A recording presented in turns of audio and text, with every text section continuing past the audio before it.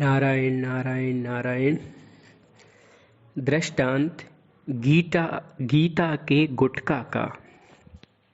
एक गांव के बाहर एक अत्यंत ही विरक्त महात्मा रहते थे। वे परम अकिंचन एवं परम अपरिग्रही थे। संग्रह के नाम पर कुछ पूजा पाठ की, कुछ तिलक स्वरूप की सामग्री के अतिरिक्त उनके पास कुछ नहीं था। एक सेवक ने उन्हें अत्यंत सुंदर सुनहरी जिल्द युक्त एक श्रीमद् भगवत गीता का गुटखा रेशमी वस्त्र से आवेष्टित करके महात्मा जी को भेंट में दिया था। वह उनकी कुटिया की परम संपत्ति थी। सेवा में एक शिष्य रहता था। कुछ समय पश्चात महात्मा जी ने तीर्थ पर्यटन का विचार किया, अतः शिष्य को कुटिया एवं श्री गीता जी के गुटखा को सौंपते हुए बोले, बच्चा, यह गीता समस्त ज्ञान का भंडार है, साक्षात श्री कृष्ण स्वरूप है।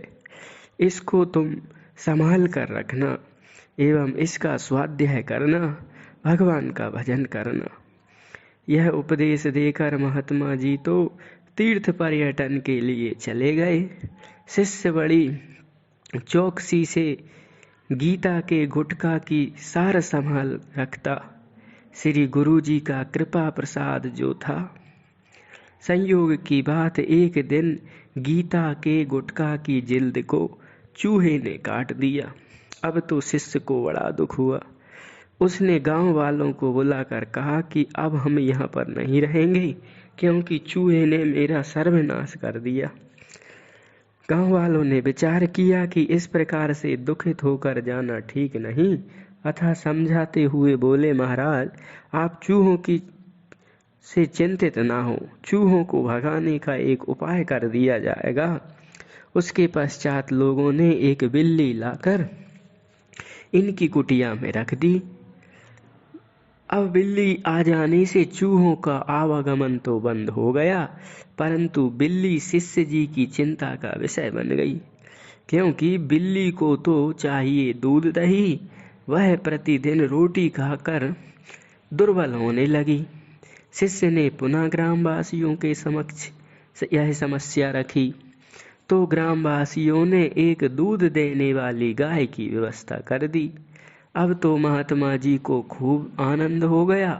दूध का स्वयं भी सेवन करने लगे एवं बिल्ली को भी पिलाते।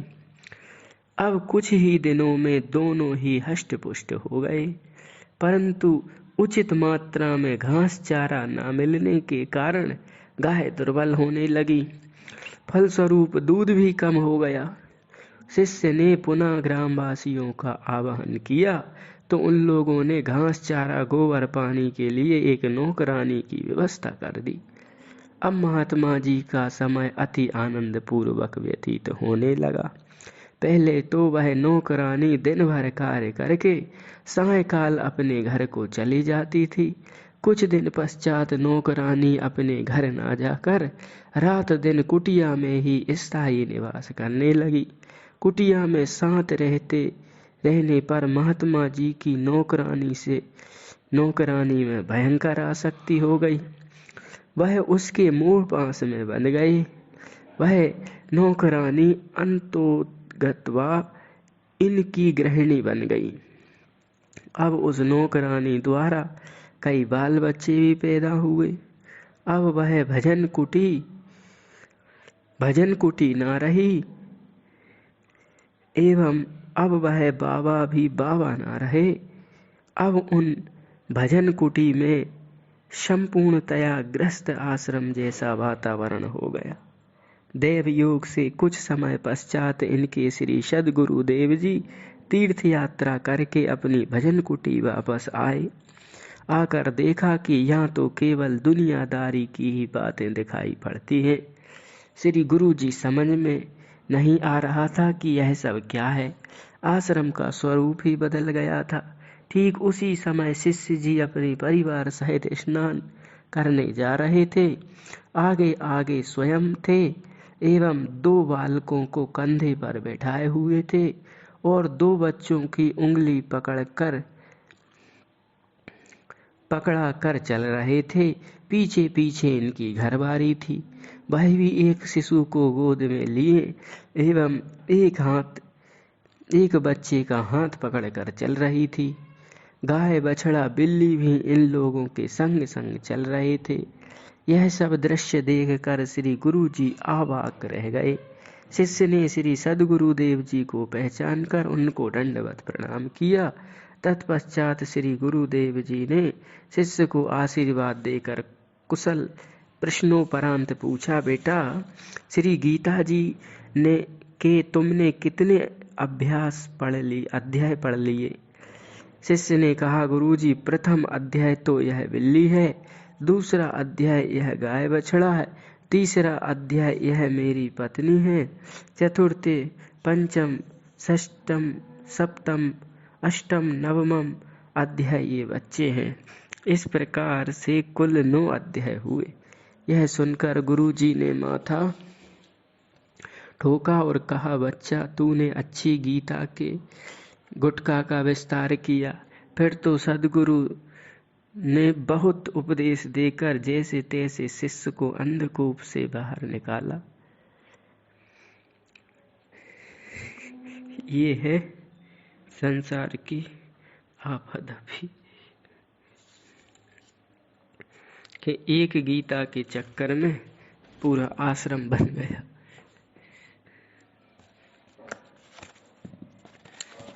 तो ये जो है ना,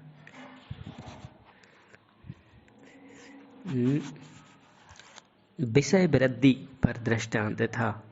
अब अगला दृष्टांत कथावाचक का दृष्टांत पुजवाने पर है।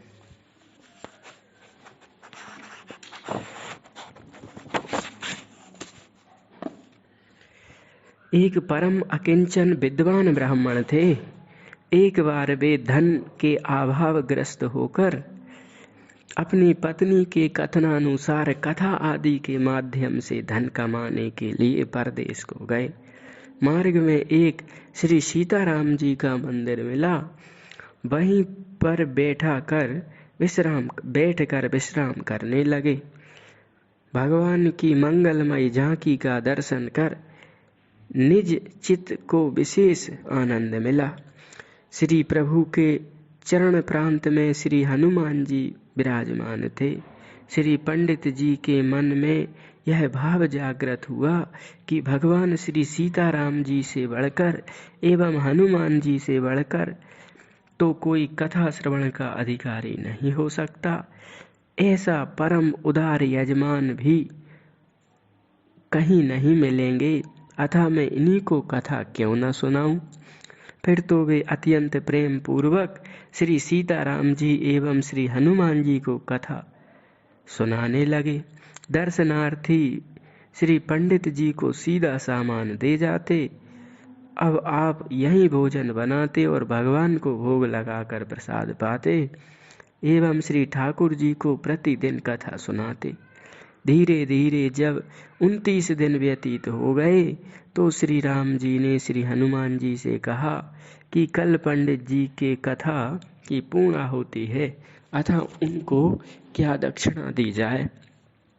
श्री हनुमान जी ने कहा, जय जय प्रभु, श्री पंडित जी को कम से कम 1000 रुपया तो मिलना ही चाहिए। भगवान ने कहा, बहुत अच्छा। श्री राम जी एवं श्री हनुमान जी की यह वार्ता संयोगवश एक बनिया बणिक सुन रहा था। उसने अपनी बणिक वृत्ति के अनुसार श्री पंडित जी से कथा की चढ़ोतरी का सौदा किया कि आप 500 रुपया मुझसे अग्रिम ही ले लीजिए और इसके पश्चात चढ़ोतरी में जो रुपया आएगा वह हमारा होगा। पंडित जी ने अपने मन में विचार किया कि यहाँ श्रोतागण अधिक संख्या में तो आते नहीं, ना कोई धनवान ही श्रोता आते हैं जो कि 1000-2000 रुपया चढ़ा सकें। सच तो यह है कि यहाँ पर 500 रुपये की भी उम्मीद नहीं है, अतः श्रीमद् भगवत प्रेरणा से यह बनिया मुझे 500 रुपये देने को कह रहा है, तो मुझे ले लेने चाहिए, यही ठीक रहेगा। पंडित जी ने अपने मन में विचार विमर्श करके सेठ जी का यह प्रस्ताव स्वीकार कर लिया। दूसरे दिन प्रातःकाल सेठ जी ने पंडित जी को 500 रुपये दिए और स्वयं पोथी के निकट बैठकर चढ़ोतरी की प्रतीक्षा करने लगा। सारा दिन बैठा रहा, परंतु 1 रुपया भी नहीं चढ़ा। तब वह क्रोधित होकर बोला कि देवता भी झूठ बोलते हैं। 1000 रुपया चढ़ाने की आपस में बात कर रहे थे, पर उन्होंने तो 1000 पैसा भी नहीं चढ़वाया। मेरे गांठ का 500 और चला गया। फिर तो अत्यंत क्रोधित हो उसने श्री हनुमान जी को मारने के लिए लात चलाई, तो तत्काल ही हनुमान जी ने उसका पांव पकड़ लिया। बनिया ने लाख प्रयत्न किए, परंतु पांव न छुड़ा सका। इसी मध्य श्री राम जी ने हनुमान जी से पूछा कि पंडित जी की कथा पूरी हो गई, उन्हें कुछ भेंट विदाई मिली अथवा नहीं। श्री हनुमान जी ने कहा 1000 रुपये देने की बात थी, तो उसमें से 500 रुपये तो पंडित जी को मिल गए, 500 और देने से इसे यजमान फंसा रहा है। अब बनिया की आंखें खुली। उसने कहा क्या मुझसे ही 1000 रुपये दिलवाने थे? श्री हनुमान जी ने कहा हाँ, जब तक 500 रुपये और नहीं दोगे तब तक तुम्हारा पाँव नहीं छूटेगा। बेबस होकर बनिया ने घर से 500 रुपये मंगवाए, तब जाकर उसका पाँव छूटा। इस प्रकार से भगवान भी यजमान चेतना जानते हैं। ऐसी भगवान की प्रेरणा है। ठाकुर जी की लीला ठाकुर जी जाने।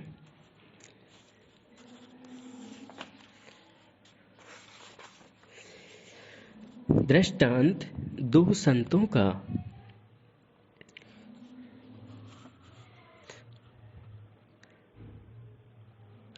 माया से मुक्ति का उपाय। कथावाचक में पुजवाने पे दृष्टांत था, अब 2 संत माया से मुक्ति का उपाय। संसार की चकाचौंध से एकदम मुंह मोड़कर 2 संत श्री गीता जी के विविक्त देश सेवत्व मरती जन संसदी का स्मरण कर एकांत वन में रहकर भजन करते थे। थोड़े ही दिनों में इनकी अत्यंत प्रसिद्धि हो गई। इनके तप, त्याग, वैराग्य, अनुराग से आकृष्ट होकर तत्कालीन राजा इनके दर्शनार्थ आए। राजा के पहुंचने से पहले ही किसी ने संतों को जना दिया कि राजा साहब आपके दर्शन के लिए आ रहे हैं। संतों ने विचार किया कि अब तक तो साधारण लोगों के आवागमन से ही पर्याप्त प्रसिद्धि हो गई है, यदि कहीं राजा के आगमन की बात चारों ओर फैलेगी तो लोग और अधिक आने जाने लगेंगे, भजन में बाधा होगी। अतः दोनों संत आपस में सलाह कर लोकमान्यता से बचने के लिए राजा कुटी से कुछ ही दूर रह गया था, तो उसे देखकर एवं उसे दिखाते हुए आपस में झगड़ने लगे। झगड़ा किसी और बात का नहीं, रोटियों का था। आधी रोटी को लेकर दोनों लड़ रहे थे कि इसे मैं लूँगा, इसे मैं लूँगा। राजा दूर से ही खड़े होकर इनका तमाशा देखने लगे। फिर राजा ने सोचा कि ये आधी रोटी के लिए इतना कलह कर रहे हैं, तो भला ये काहे के सिद्ध, काहे के प्रसिद्ध? अरे लोगों ने झूठी प्रशंसा फैला रखी है, ये तो कोई भुक्कड़ मालूम पड़ते हैं। बस दूर से ही राजा इन लोगों को देख कर लौट गया। राजा को लौटता देखकर संतों ने झगड़ा बंद कर दिया और बोले, देखो केवल आधी रोटी से ही राजा को भगा दिया। ऐसे संत महात्मा होते हैं जो कि ज़्यादा महत्व नहीं रखते धन बाहरी चीज़ों के उसका। दृष्टांत गोपाल दास बाबा का। तो माया से मुक्ति के लिए आधी रोटी पे लड़ाई किए। अब गोपाल दास जी का दृष्टांत त्याग पर आधारित है। श्री गोपाल दास बाबा परम वयोवृद्ध संत थे। श्री बाबूलाल जी के मंदिर में कथा कहते थे। वृद्ध होने के कारण आंखों से सूझता कम था, अतः पोथी का पाठ कोई दूसरा करता और भाव अर्थ स्वयं कहते। आपकी कथा की बड़ी प्रसिद्धि थी। दूर दूर से रसिक श्रोता कथा सुनने आते थे। उन दिनों श्री बाबूलाल जी के मंदिर के मैनेजर श्री हंसराय जी, वे लखनऊ के रहने वाले थे तथा उस समय के वे सापत्नी श्री बांके बिहारी जी के मोहल्ले में रहते थे। एक दिन आकर मंदिर का कार्य करते थे। एक दिन किसी ने उनकी पत्नी से कथा की बात कही तो वे नित्य प्रति कथा में आने लगी, परंतु चूंकि वह लखनऊ की रहने वाली थी अतः खूब श्रृंगार करके सज धज कर कथा में आती थी। लखनऊ शहर अपनी शौकीनी के लिए प्रसिद्ध है। दूसरी बात यह भी थी कि वह प्रायः कथा प्रारंभ होने पर ही आभूषणों की रुन झुन करती हुई आती थी। इससे श्रोताओं को विघ्न होता था। बाबा श्री गोपाल दास जी का भी ध्यान बैठ जाता था। एक दिन बाबा ने पूछा तो लोगों ने उनका परिचय दिया। फिर तो दूसरे दिन वह पूर्ववत आई तो बाबा ने प्रसंग घुमा फिरा कर कहा, गहने बेचो साधु जिमावो, यह तन दुख को भाड़ो। जन्म जन्म गदहिया है हो, राम भजोरी राणो। यह सुनकर कोई कोई तुनक मिजाजनी स्त्रियां तो बोल पड़ी कि बाबा कथा कहने बैठे हो कि गाली देने, परंतु वह बाई जी तो श्री बाबा जी के इन वचनों से बड़ी प्रभावित हुई। उसी समय उन्होंने संकल्प कर लिया कि इन सब संसारी वस्तुओं का परित्याग कर इन बाबा से ही विरक्त दीक्षा लूंगी। अपने निश्चय के अनुसार उन्होंने बाबा से आखिर विरक्त दीक्षा ले ही ली। बाबा जी ने उनका नाम रखा श्री गोपाली बाई और श्री गोवर्धन में निवास कर भजन करने की आज्ञा दी। पत्नी की प्रेरणा तथा श्री भगवत कृपा से श्री हंसराय जी ने भी बाबा से विरक्त दीक्षा ले लिया। बाबा ने उनका नाम रखा हंसदास जी और वर्षा ने बास की आज्ञा दी। यह दोनों ही परम सिद्ध संत हुए। इस प्रकार श्री व्यास जी की प्रेरणा से पत्नी ने समस्त आभूषण बेचकर संतों का बृहद भंडारा किया। उस समय उनकी गहने 20,000 में बिके थे। ऐसे भक्ति का रंग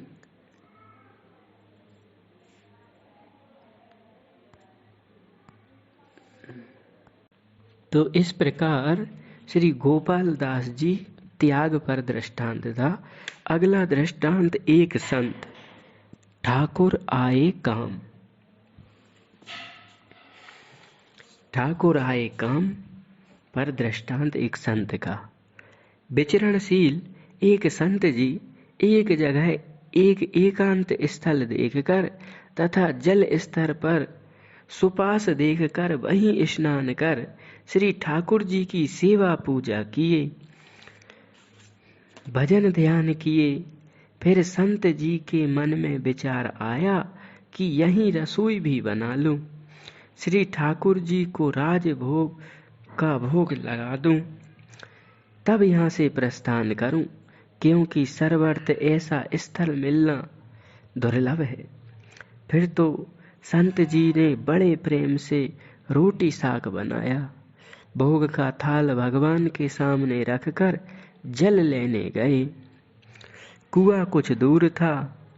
जब तक वे जल लेकर आवे तब तक कहीं से एक कुत्ता आकर सभी रोटियों को मुंह में दबाकर भाग चला। यह देखकर संत जी बड़े ही क्रुद्ध हुए। कुत्ते को मारने के लिए इधर उधर से कंकड़ पत्थर बहुत ढूंढे, परंतु कुछ नहीं मिला।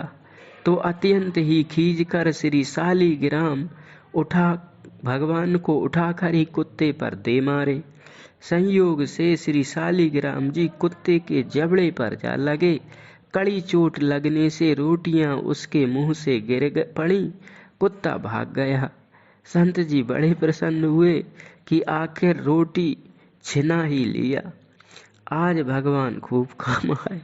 बहुत दिनों से इनकी सेवा कर रहा था, परंतु काम तो कुछ पड़ा नहीं था जिससे मालूम पड़े कि यह समय पर काम दे सके। आज मैंने प्रत्यक्ष देखा कि भगवान ने खूब मेरा मौका संभाला है। उसी दिन से संत जी का और भी अधिक भाव भगवान की पूजा भक्ति ठाकुर जी में बढ़ गया। कृष्ण कन्हैया लाल की जय। ठाकुर जी के कई भते अलवेले भगत होते हैं। निम्न निम्न प्रकार की लीलाएं ठाकुर जी के द्वारा भक्तों के द्वारा होती रहती हैं, समाज को, लोगों को सुख देने के लिए। अगला दृष्टांत एक ब्राह्मण का।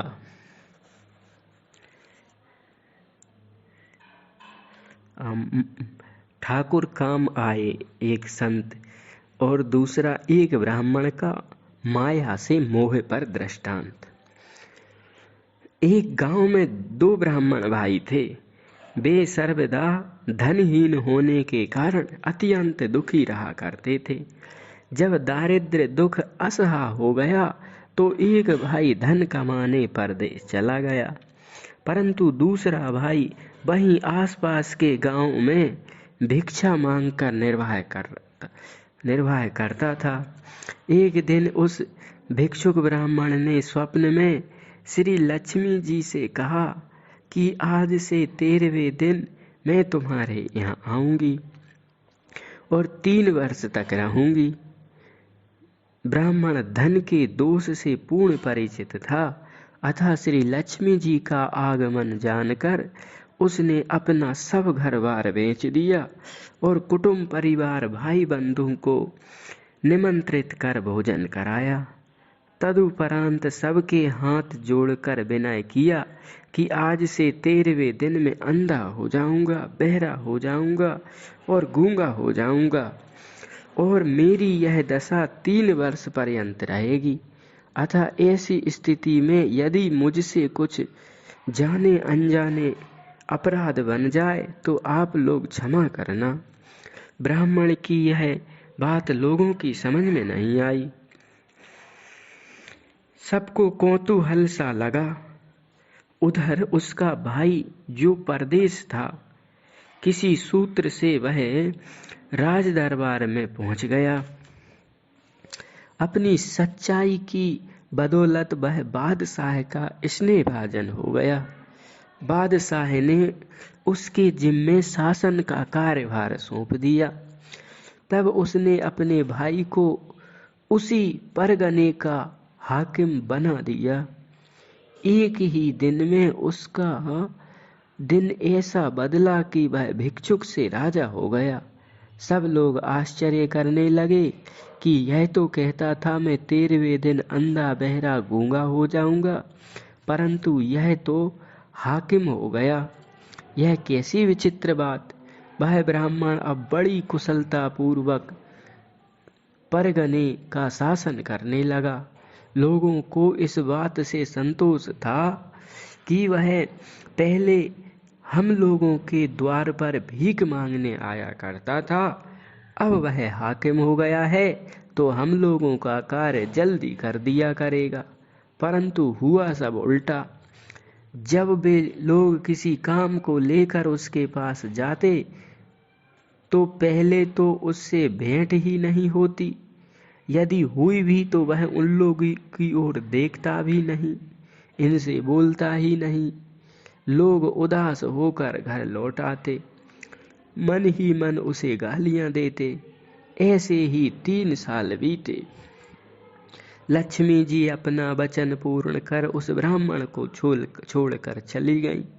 दुर्भाग्यवश उस ब्राह्मण से काम काज में कुछ भूल हुई, अतः बादशाह ने उसे पदच्युत कर दिया और उसकी सब संपत्ति जब्त कर ली। अब वह पुनः पहले जैसा भिखारी हो गया और झोली लेकर गांव में भीख मांगने चला, तो कोई भी उसे अपने द्वार पर खड़ा नहीं होने दे, गालियां ऊपर से दे, तिरस्कार करे। उसने कहा, आप लोग हमारे साथ इतनी अभद्रता क्यों करते हैं? तब सबने कहा, जब तुम हाकिम थे तो तुमने हम लोगों की कुछ भी सुनवाई नहीं की, उसका यह परिणाम है। तब उसने कहा, भाइयों, मैंने तो यह बात पहले ही कह दी थी कि 3 साल के लिए मैं बहरा, अंधा, गूंगा हो जाऊंगा, अतः आप लोग मेरी भूल चूक क्षमा करना। परंतु आप लोग मेरी बात ठीक से नहीं समझे, इसलिए मेरा तिरस्कार कर रहे हैं। अरे भैया, यह सब लक्ष्मी जी की करतूती है। वह जहाँ जाती हैं उसे ऐसा ही बना देती हैं। तब लोगों की समझ में आया, अतः श्री जीव गोसाई जी लक्ष्मी के विलास भूत धन को अपने पास रखते ही नहीं थे, यमुना में फेंक देते थे।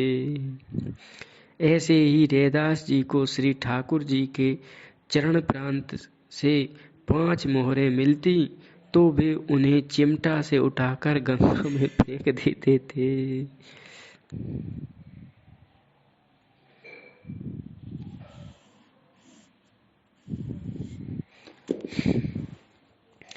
ऐसी लक्ष्मी की महिमा है। अगला दृष्टांत अकबर बीरबल का। मीठी वाणी। ये दृष्टांत माया से मोह पर था और अब दृष्टांत मीठी वाणी पर अकबर बीरबल का है। एक बार अकबर ने बीरबल से पूछा, सबसे बड़ा सम्मान क्या है? बीरबल ने कहा, मीठा बोलना। अकबर ने कहा, हम कैसे माने? बीरबल ने कहा, समय आने पर आप खुद मान जाइएगा। तदुपरांत कुछ काल बीतने के बाद बीरबल ने लाखों रुपए लगाकर एक बहुत बड़ा महल बनवाया। उसमें अनेक प्रकार की रचनाएं लगवाईं, इत्यादि सुगंधित द्रव्यों का छिड़काव कराया, बाग वाटिका, फूल फुलवारी रंग भरवाया, रंग बिरंग के फौवारे, विचित्र चित्र रचना आदि से वह महल बहुत ही शोभायमान हो रहा था। सब प्रकार की सजावट पूर्ण होने पर बीरबल ने अकबर से कहकर उनकी बहन का न्योता किया, अनेक प्रकार की भोजन सामग्री बनवाई। फिर बादशाह की बहन को बड़े ही आदर पूर्वक महल में लिवा लाए। मार्ग में पावड़े बिछवाए, मोहरें लुटाई, मोहरों का चबूतरा बनवाया, उस पर मखमल का गद्दा बिछवाया, उस पर बैठाया। फिर बड़े ही आदर पूर्वक उसको भोजन कराने लगे। बीरबल ही परस रहे थे, बादशाह की बहन नहीं करती जाती और बीरबल परोसते जा रहे थे। उसने प्रसन्न होकर बीरबल के आदर सत्कार की बहुत सराहना की और संतुष्टि व्यक्त करते हुए कहा कि अब मैं खा चुकी, अब मुझे कुछ नहीं चाहिए। इस पर बीरबल ने कहा, कुछ और ले लो, कुछ और खा लो, खाना बंद क्यों करती हो? इसमें तुम्हारे खसम का क्या खर्चा हो रहा है? बस इतना सुनना था कि बादशाह की बहन ने भोजन की थाली में ठोकर मारी। थाली झनझना कर दूर जा पड़ी और वह आग बबूला हुई। बादशाह से आकर बोली कि इस काफिर को जान से मरवा डालो। बादशाह ने बीरबल को बुलवाया और पूछा, तुमने कैसा न्योता किया जो हमारी बहन अत्यंत क्रोधित होकर वहां से आई हैं और तुम्हें मरवा डालने को कहती हैं? बीरबल ने कहा कि इनके न्योता में तो मैंने लाखों रुपया खर्च किया था और बड़ा भव्य स्वागत सत्कार किया था। आप इन्हीं से पूछ लीजिए कि मैं सत्य कह रहा हूँ, कितना सत्य कह रहा हूँ। तब अकबर ने अपनी बहन को बुलाकर वहां का समस्त वृतांत पूछा। सब कुछ बताकर उसने बीरबल के व्यंग वचन को कहा जिससे उसे इतना क्रोध हुआ था। अकबर ने बीरबल से कहा, तुमको ऐसे वचन नहीं कहने चाहिए थे। बीरबल ने हाथ जोड़कर कहा, हुजूर, यह आपके प्रश्न का उत्तर था। आपने पूछा था कि सबसे बड़ा सम्मान क्या है। मैंने कहा था मीठा बोलना। आपने देखा सब कुछ करके भी तनिक सा कटु बोलने से सम्मान मिट्टी में मिल गया। इसी से जीव गोस्वामी जी ने मधुर भाषण पर बल दिया। बाप रे, आपकी जय हो। मीठा बोलना।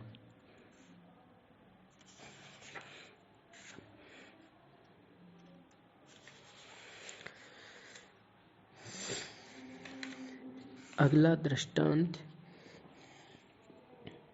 चित्रकार का।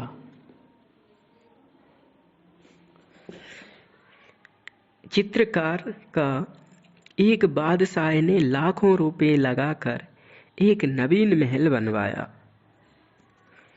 उस महल में सुंदर चित्रकारी करवाना चाहता था। इसके लिए उसने अपने वजीर से कहा, कहीं से कोई बढ़िया चित्रकार लेवा लाओ। वजीर ने चित्रकार का पता लगाकर उसे बुलाने के लिए चोबदार को भेजा। चोबदार जब चित्रकार के घर गया तो पता चला कि वह घोड़ा फेरने नगर के बाहर मैदान में गया है। पता लगाते हुए चोबदार वहीं पहुंचा और वजीर का हुक्म सुनाया।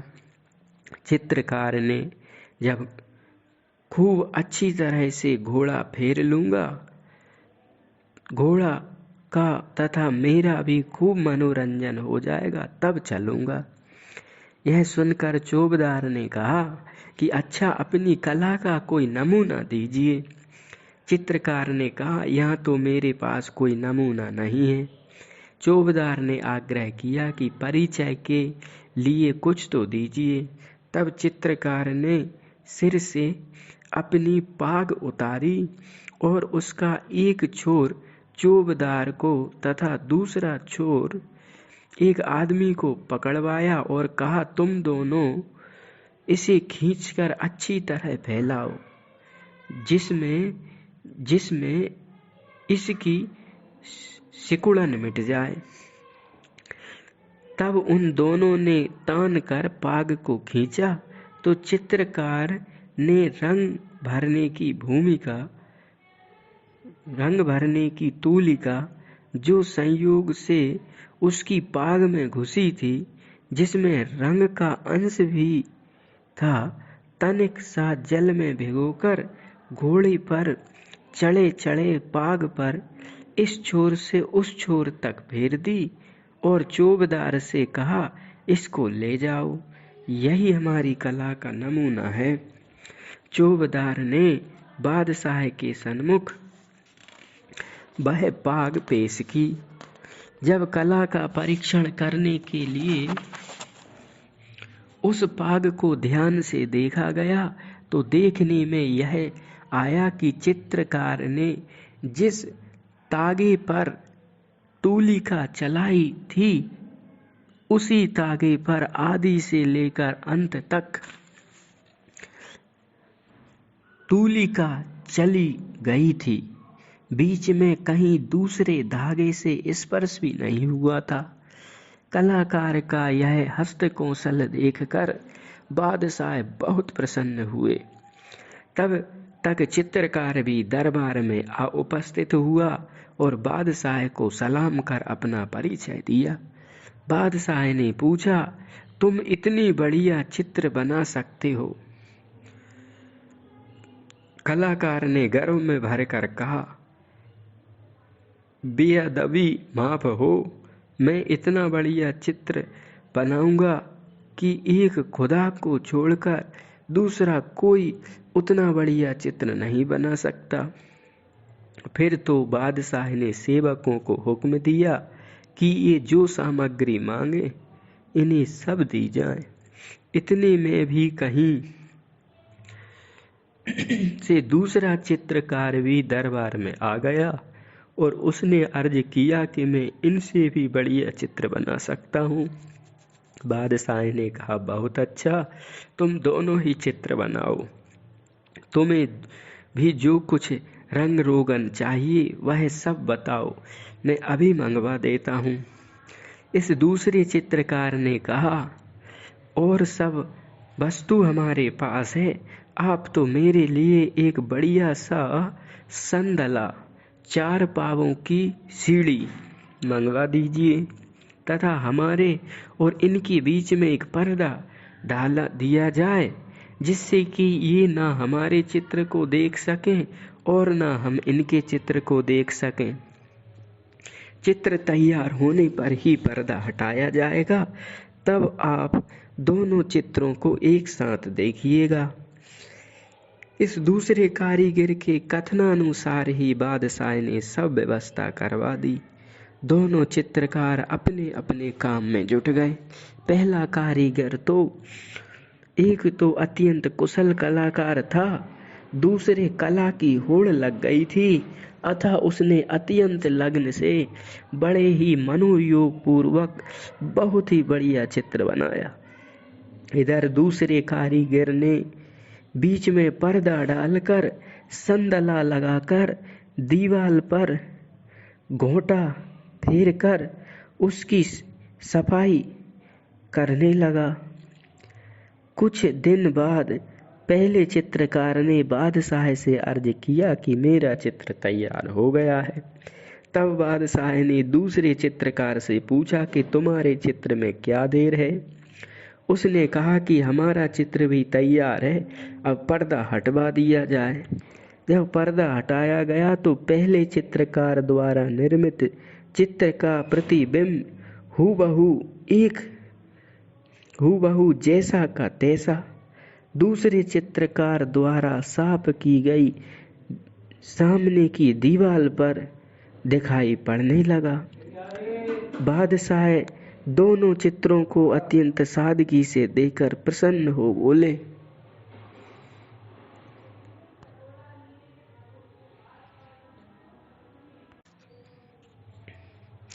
बादशाह दोनों चित्रों को अच्छी तरह देखकर प्रसन्न होकर बोला, चित्र तो दोनों अच्छे हैं, परंतु दूसरे वाले चित्रकार के चित्र में कलम की बारीकी विशेष है तथा चमक भी चौगुनी है।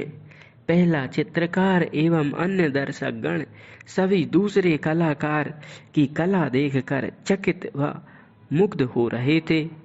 रहस्य का ज्ञान किसी को नहीं था। जिज्ञासा करने पर दूसरे कलाकार ने अपना कौशल प्रकट किया। यह है दृष्टांत। दृष्टांत में इसी प्रकार जब हृदय अत्यंत शुद्ध हो जाता है तो भगवान का दिव्य स्वरूप अपने आप आभासित होने लगता है। श्री गोपाल भट्ट जी ऐसे ही निर्मल हृदय के थे।